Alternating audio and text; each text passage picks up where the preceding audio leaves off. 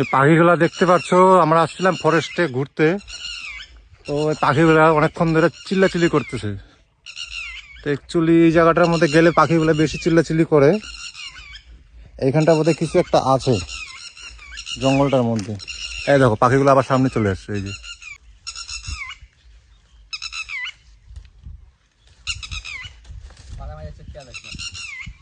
পাখিগুলো।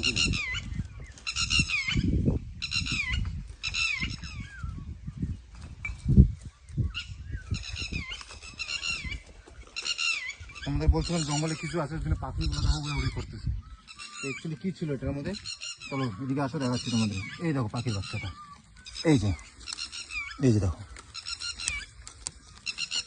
এই যে পাখির বাচ্চাটা, এই যে হাত দিব না, এই যে পাখির বাচ্চাটা, এই যে এরকম বোধহয় আরো 2-3টা বোধহয় আছে এখানটায়।